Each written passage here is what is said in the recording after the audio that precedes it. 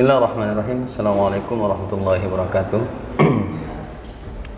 Alhamdulillahirrahmanirrahim. Wassalatu wassalamu ala asyrafil anbiya wal mursalin wa ala alihi washabbihi rasulillah ajma'in. Bersyukur kepada Allah Subhanahu wa taala, kemudian berselawat kepada baginda Rasulullah sallallahu alaihi wasallam. Baik pemirsa kaum muslimin muslimat dimanapun Anda berada, kita sudah ada kedatangan narasumber kita.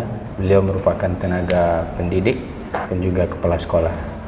Kita sapa dulu beliau. Assalamualaikum Ustaz. Waalaikumsalam warahmatullahi wabarakatuh. Sehat Ustaz ya? Alhamdulillah sehat. Alhamdulillah. Mudah-mudahan Ustaz selalu dalam keadaan sehat serta Amin. Sukses dalam menjalankan amanah sebagai seorang muslim. Baik, pemirsa, pada siang hari ini kita akan membahas topik mengenai kesenjangan sosial Ustaz ya. Problematika sosial. Hal-hal yang berkaitan dengan kondisi sosial masyarakat hari ini. Hal-hal yang berkaitan dengan kondisi sosial masyarakat, karena kita melihat masyarakat kita begitu sibuk dengan berbagai kegiatannya, maka ini kita akan angkat bagaimana fenomena sosial ini, dan nanti Ustadz juga bisa memberikan sebuah solusi-solusi dalam menyikapi, mencari jalan keluar bagaimana seyogyanya menjadi masyarakat yang baik atau masyarakat yang memiliki solusi. Silakan Ustadz. Ya baik, Assalamualaikum warahmatullahi wabarakatuh. Terima kasih. Pada siang ini kita akan berbicara sedikit tentang peristiwa yang terjadi di masyarakat atau keadaan kondisi masyarakat kita hari ini. Iya. Kita lihat masyarakat Islam khususnya kita hari ini itu berbenturan satu dengan yang lain. Ya, ulama antar ulama, kemudian ustadz antar ustadz itu ya, kemudian antara satu harokah dengan harokah yang lain itu kita semacam berebut tempat, saling klaim paling benar dan kemudian yang paling absah di antara yang lain. Tentu saja ini secara merugikan umat Islam. Ya. Yang satu merasa paling benar, yang lain tentu tak terima ketika mereka dibilang. Jadi mafhum mukhalafahnya itu kalau ini dianggap paling benar, tentu yang lain artinya itu salah atau keliru. Jadi itu yang kita lihat terjadi pada hari ini, sehingga umat Islam sesama umat Islam itu saling berbenturan ya. Dan itu tentu saja sangat-sangat merugikan umat Islam, apalagi di media sosial. Media sosial itu riuh sekali, media sosial kita ini ribut ya. Kenapa media sosial kita itu ribut? Karena semua orang bicara. Orang yang tidak memiliki kapasitas di situ juga bicara. Orang tidak memiliki kapasitas politik bicara politik. Orang tidak memiliki kapasitas bicara tentang pendidikan, kemudian urun saran tentang pendidikan. Orang yang tak mengerti agama sama sekali, ya kemudian tiba-tiba membuat statement di media sosial, dan itu membuat keriuhan-keriuhan yang sepertinya tiada akhir. Belum selesai satu, udah muncul yang lain. Semua orang berkomentar. Dan lebih parah lagi, orang yang berbeda agama dengan kita kadang-kadang juga nyebrang ya, atau kita nyebrang ke tempat orang lain. Nah itu juga semakin memperkeruh suasana ya sosial keagamaan kita, sehingga hari ini keriuhan itu terasa sekali terjadi di sekitar kita, dan ini membuat energi kita habis ya, membuat energi kita tersedot untuk hal-hal yang demikian. Padahal sebenarnya banyak energi yang bisa kita gunakan untuk hal-hal positif lainnya, yang membicarakan hal-hal yang konstruktif. Kalau sekarang kan enggak, itu saling menjatuhkan ya kan, saling menjelek-jelekkan, saling memaki, saling menanam bibit kebencian antara satu dan lain. Tentu saja bangsa ini ya, umat ini menjadi rugi dengan keadaan-keadaan seperti ini. Itu yang terjadi hari ini. Itu yang terjadi saja di berbagai media. Ya, media sosial yang paling ramai itu media sosial. Media mainstream, kalau media mainstream masih standar jurnalistiknya masih dipegang oleh para jurnalisnya. Tapi media sosialnya tidak bisa kita bendung. Semua orang kan tidak ada editornya, tidak ada redaksi aja. Tiba-tiba orang membuat statement, menulis, kan semua orang tinggal gerakkan jempolnya untuk menulis ya, untuk membuat statement apa saja. Ya, dan itu tidak ada larangannya ya kan, kecuali kalau mereka mungkin tersandung dengan berbenturan dengan undang-undang ITE dan lain sebagainya, baru kemudian ya dihukum ya, diproses secara hukum. Tapi yang tidak tersentuh juga banyak sekali. Cuma yang menonjol peristiwanya itu di diangkat ya di meja hijaukan lah. Tapi yang di belakang-belakang jauh lebih, seperti fenomena gunung es tuh, di bawahnya jauh lebih besar daripada yang di permukaannya. Jadi dari berbagai kondisi dan kesenjangan hari ini, problem itu kan bagian daripada problematika kita sebagai masyarakat. Yeah.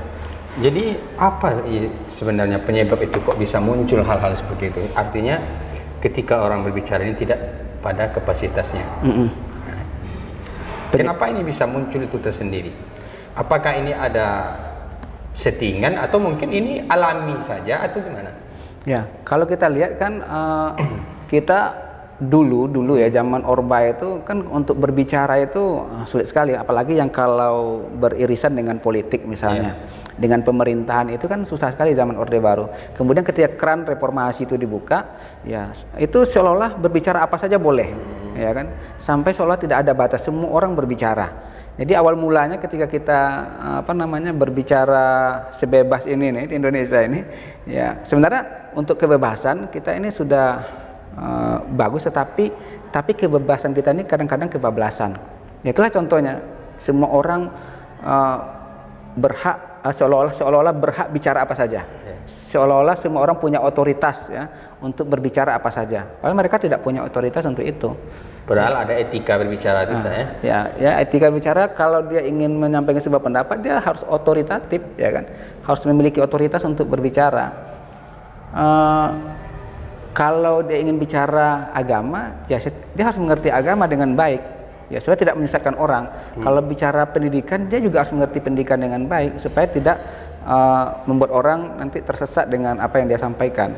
Nah, yang terjadi sekarang itu ya seperti itu. Semua orang bicara apa dan followernya yang banyak kalau di media sosial itu ya, itu diikuti oleh para followernya, padahal yang dibicarakan, yang ditulis itu kadang-kadang jauh dari kaidah-kaidah kebenaran gitu. Nah, tapi begini, ada sebuah ajaran ya kepada kita sebenarnya umat Islam ini, ada al-adabu fauqa ilmi gitu kan. Adab itu jauh lebih berharga dari ilmu pengetahuan, atau adab itu berada di atas ilmu pengetahuan.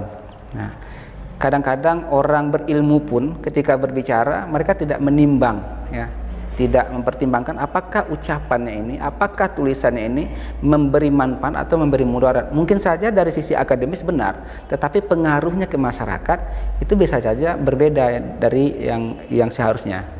Jadi seharusnya yang menjadi pertimbangan di muka di awal itu adalah ini, ketika saya menulis ini, ketika saya berbicara ini, kira-kira memberi manfaat tidak ke masyarakat itu.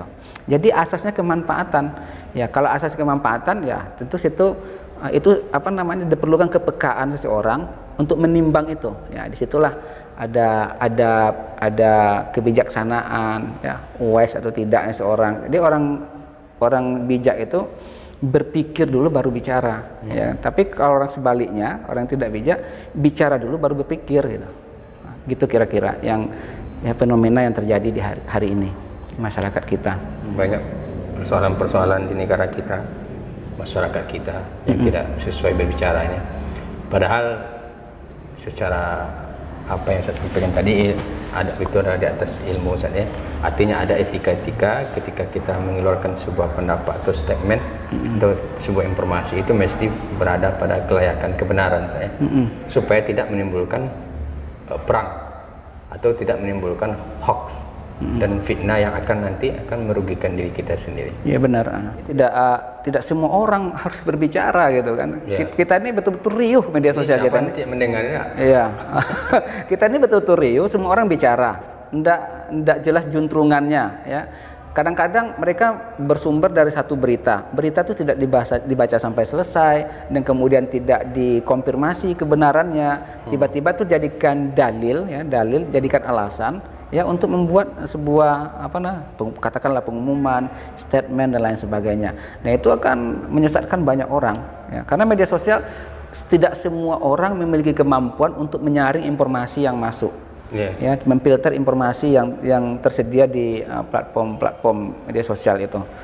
Kadang-kadang orang-orang awam begitu menerima itu langsung share, ya, langsung komen, tanpa ya, dibaca dulu, tanpa ya, dibaca atau tanpa dilihat ininya apa namanya itu, cross check, ya, tanpa di cross check sebuah berita atau informasi itu, dan itu pasti membahayakan. Nah, dan itulah yang mengguncang, yang mengkotak-kotak, kemudian yang membuat masyarakat kita terbelah dan lain sebagainya. Cobalah kita perhatikan, ada statement tapi komentarnya apa? Ada berita tapi komentarnya apa? Nanti kemana-mana coba kita baca di YouTube, di media sosial lain itu kan.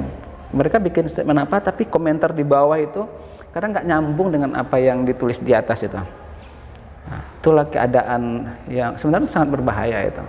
Dan saya setuju, di satu sisi setuju pemerintah menertibkan itu. Jadi orang berbicara sesuai dengan kapasitasnya. Karena kalau orang tidak berbicara sesuai dengan kapasitasnya, itu sama saja hoax itu kan. Karena dia tidak menyampaikan sesuatu berdasarkan keahliannya. Ya, bisa saja dia plagiat, atau bisa saja yang disampaikan itu benar-benar salah kan, yang disampaikan itu tidak sesuai dengan, ya misalnya tidak sesuai dengan kajian-kajian akademis, ya kan, berdasarkan asumsi belaka, dan itu cenderung menyesatkan, cenderung membuat masyarakat bingung nih benar apa enggak nih, ketika dilakukan ternyata itu sesuatu yang keliru. Ya, kalau dalam dunia kedokteran kalau terjadi malpraktek ya, itu kan berbahaya kan. Begitu juga ketika kita salah dalam menerima sebuah informasi, sangat berbahaya sekali. Itu membuat negara ini kacau, kampung kita ini jadi ribut, riuh, pokoknya macam-macam lah yang terjadi seperti kita lihat hari ini. Jadi kondisi kita ini sekarang kan misalnya kita berada di era digital, artinya IT, teknologi.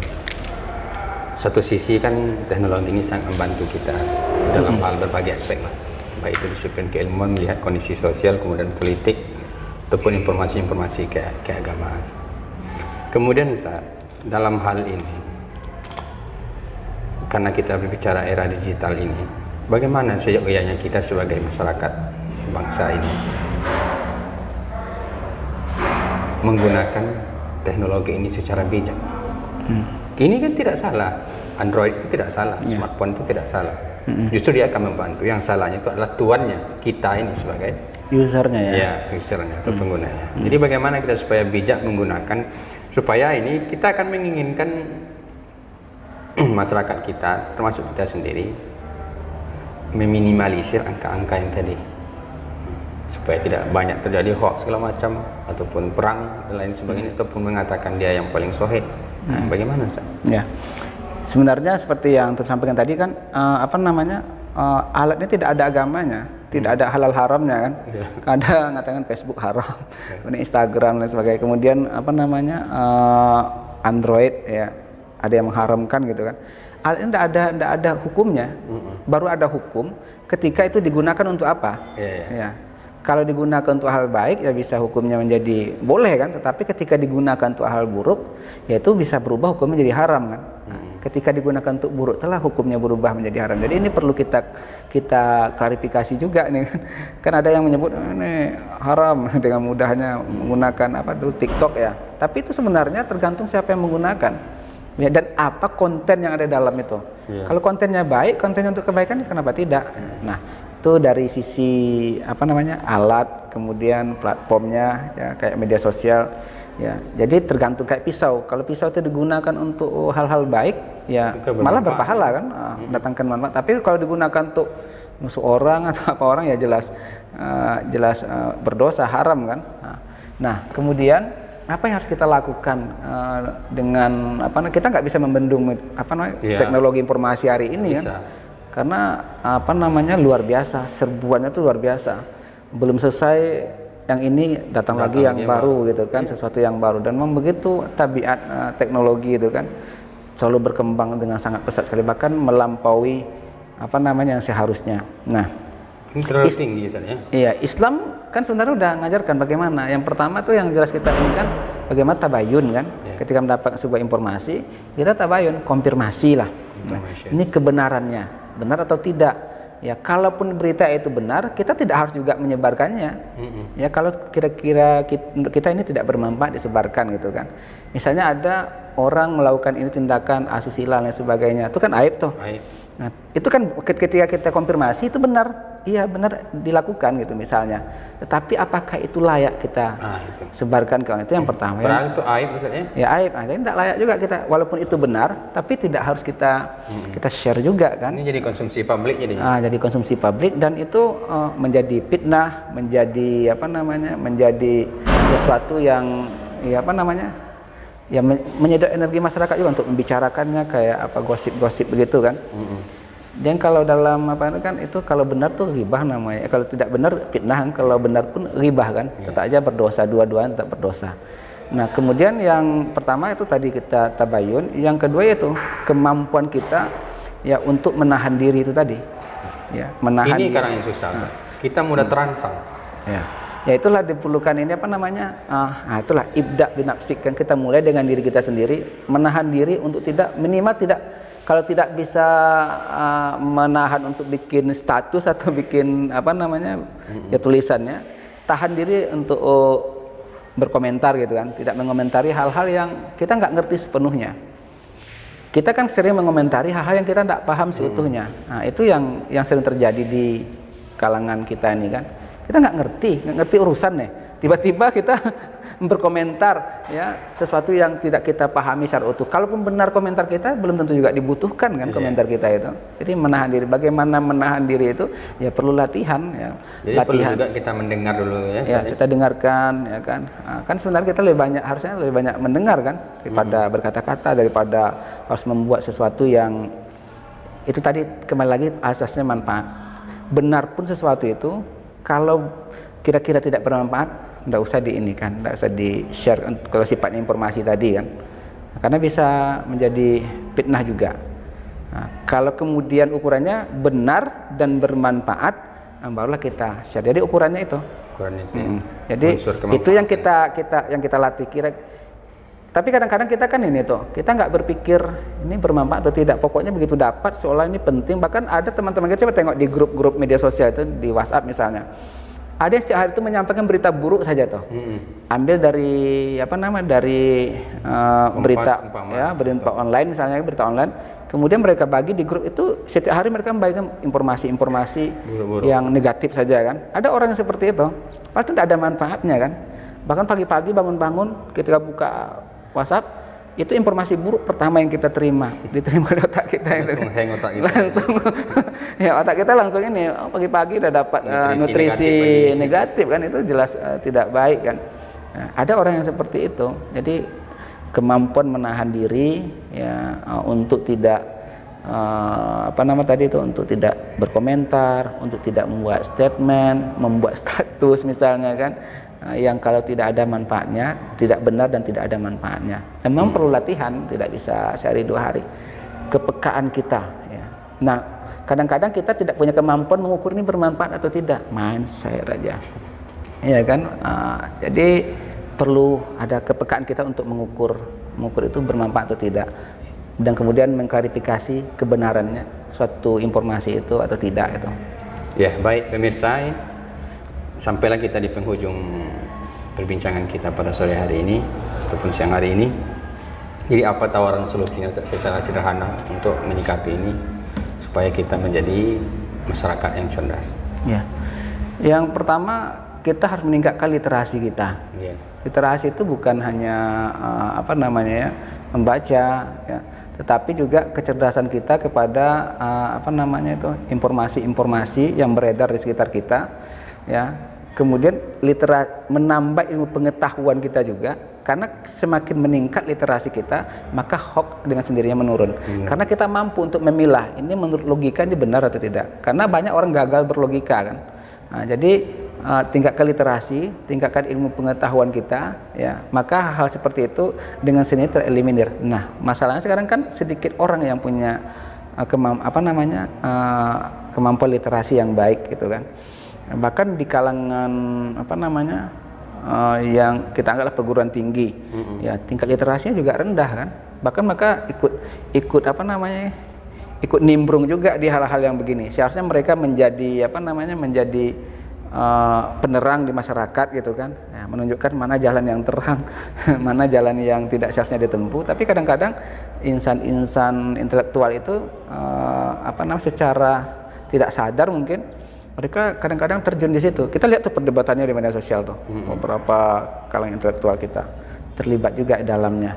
Jadi yang paling utama itu adalah meningkatkan literasi, banyak membaca, banyak diskusi, pilih teman, ya kan, sehingga kita bisa lebih wise lah dalam menyikapi berbagai hal di sekitar kita. Kalau tidak demikian, kita akan berlarut-larut seperti ini, berkelahi antara satu dengan yang lain. Tapi mudah-mudahan kalau kita mau dan bisa meningkatkan literasi kita, maka dengan sendirinya hal-hal seperti itu akan bisa hilang lah, insya Allah. Iya.